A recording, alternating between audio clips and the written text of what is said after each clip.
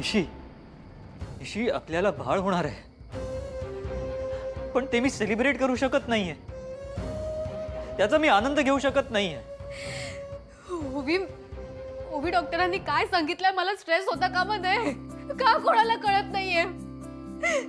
मला त्रास होतोय, मला नाही सगळं सहन होतंय.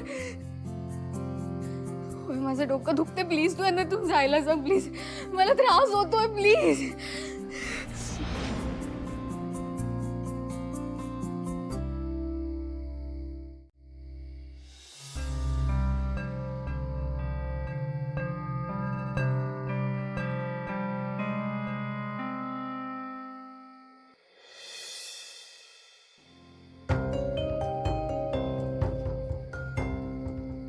कमाल आहे. सकाळपासून मी तयार होऊन बसले आहे, पण या मुलाचा काही ठाव ठिकाणाच नाहीये. कुठे जाऊन बसलाय?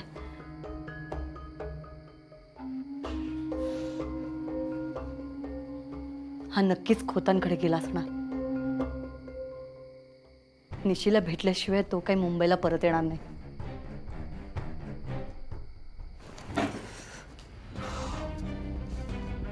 असं वाटतं तिकडे जावं आणि त्याचा हात धरून त्याला इकडे घेऊन यावं. पण मी तिकडे गेली आणि निशी काही बडबडली तर मी नीरजला कायमचं गमावून बसे. नाही नाही नाही नाही नाही नाही मेघना, तुझ्या रागाला आवर घाल. Control control.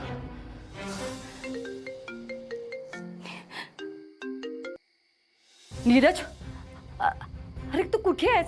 मी किती फोन केले तुला, तू फोन का उचलत नाही आहेस? अरे मला तुझी किती काळजी वाटत होती रे. तू कुठल्या अडचणीत असेल तर मला मला कळेल कसं? तू आय एम सॉरी मॉम, मी तुझे कॉल्स आन्सर नाही करू शकलो, जरा कामात अडकलो होतो. आणि एक मला आत्ता येता येणार नाही आहे, मी फ्री झालो की येईन. माझी वाट बघत बसू नकोस, तूच हो. अरे पण नीरज माझा ऐकून तर.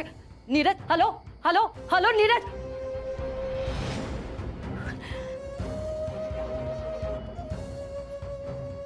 श्रीनिवास, हे बघ, या वर्ल्डच्या काही टॉप युनिव्हर्सिटीज आहेत. मी तुझ्या बिहाफवर 2-3 ठिकाणी एन्क्वायरी पण केली आहे. खूप स्कोप आहे तुला इथे.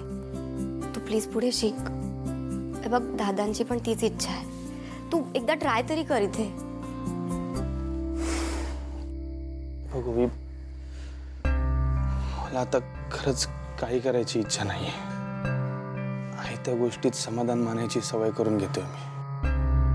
इथून पुढे माझ्या कुठल्याही गोष्टीत कुठल्याही माणसाकडून काही अपेक्षा नाही. श्रीनिवास, तू स्वतःचं नुकसान का करून घेतोयस? एवढं टॉप करून काय उपयोग आहे? तुला पुढे काहीच करायचं नाहीये. हे बघ, तुझ्यासाठी दादांनी, मावशीने, लाली आत्या, कांता काका, इनफॅक्ट सगळ्यांनीच खूप स्वप्न बघितली आहेत. त्यांच्यासाठी तरी.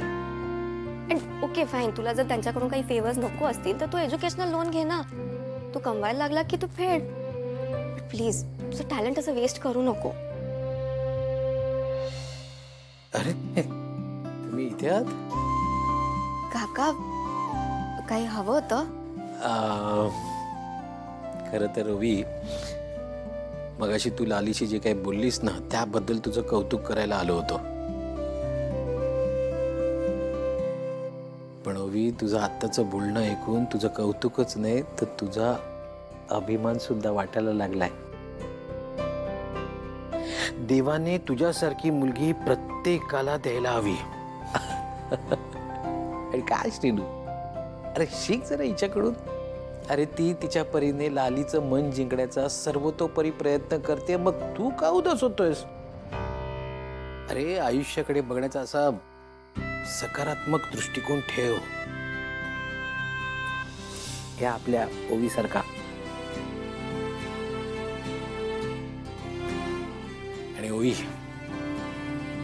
श्रीनूचं मला माहित नाहीये, पण तू तुझे प्रयत्न, तुझ्या आशा कधी सोडू नकोस. अगं दगडाला सुद्धा पाजर फुटतो. आणि लाली तर हाडामासाची बाई आहे, त्यातून आई आहे. तिला तिच्या मुलाचं भलं, त्याचं सुख कशात आहे हे आज ना उद्या कधी ना कधी समजेलच. पण तू अशा सोडू नकोस. अगं आजपर्यंत एवढ्या सगळ्या गोष्टी साध्य केल्यास, मला खात्री आहे इथून पुढच्या प्रवासात तुला नक्कीच यश मिळेल. अरे नाही मिळालं तर नाही मिळालं काय ना ओबी, शेवटपर्यंत लढल्याचं समाधान काही वेगळंच आहे.